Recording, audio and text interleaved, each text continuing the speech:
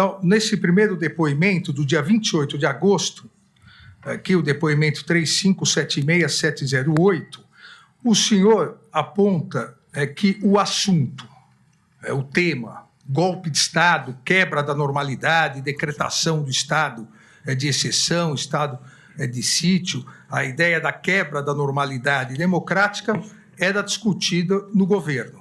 O senhor aponta ainda a existência de 3 grupos distintos que discutiam esse assunto. E aqui, entre aspas, na nomenclatura do senhor, um bem conservador, de linha bem política, que aconselhava o então presidente Jair Bolsonaro a dizer para o povo, abre aspas, entre aspas também, para o povo sair da frente dos quartéis. Outro grupo, denominado pelo senhor de moderado, em que pese, disse o senhor no depoimento, entendesse, entre aspas, que o caminho que o Brasil estava indo estava errado, dizia que nada poderia ser feito diante do resultado das eleições. E um terceiro grupo, que também fora denominado pelo senhor de radical, esse estava tentando, entre aspas, estava tentando convencer o então presidente a fazer alguma coisa, um golpe.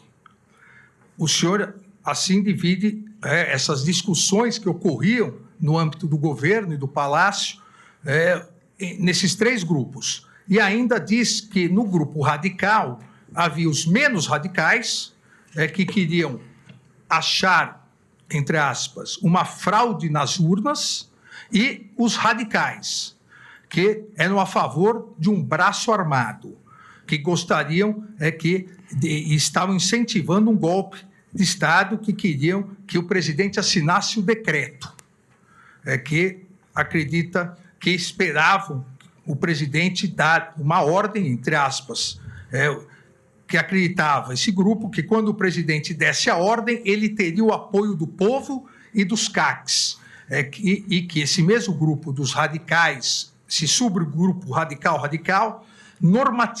romantizavam o artigo 142 da Constituição Federal como um fundamento para o golpe de Estado. Fecha aspas. O senhor confirma isso? Eu gostaria que o senhor explicasse essas discussões entre esses 3 grupos. Sim, senhor. Ministro, confirma todas as declarações, mas esses grupos não eram organizados, eram pessoas individualmente, cada um com a sua ideia, que se aproximava do presidente em momentos distintos, né, e cada um levando a sua ideia para ele. Então, era basicamente assim, mas não existia uma organização e nem existiam reuniões que esses grupos se reuniam para debater. Essa foi uma classificação do senhor, porque convivia diariamente lá. Para facilitar até o depoimento. Mas esses grupos não eram organizados, não eram grupos de pessoas que iam juntos para falar com o presidente. Era individualmente, as pessoas iam lá, davam suas ideias, muitas vezes iam 1, 2, 3 vezes, depois não apareciam mais, né? E esses grupos exatamente falavam isso que o senhor narrou? Sim, senhor. Tinham dos mais conservadores aos mais radicais. O senhor também, nesse depoimento, antes disso, aqui entre os corréus, o senhor identifica alguém que na sua classificação estava nesses grupos? Se o senhor quiser, para facilitar, eu leio os corréus. O corréu Alexandre Ramagem. Não, senhor. Almir Garnier. Esse eu classifiquei no grupo dos mais radicais. Radical, e naquela divisão, radical. Sim, senhor. Anderson Gustavo Torres. Eu acho que nem entrou, se eu não estou enganado, acho que não entrou nessa divisão. Augusto Heleno Ribeiro Pereira. Também eu acho que não entrou na divisão. Paulo Sérgio Nogueira de Oliveira. Se eu não me engano, ele estava nos moderados. Walter Souza Braga Neto. Ele também, eu acho que nesse momento ele estava nos moderados. Obviamente, para que conste, não citei o nome do réu Jair Messias Bolsonaro, porque esses grupos pretendiam influenciar o réu Jair Messias Bolsonaro. Obviamente, ele não fazia parte de nenhum desses grupos.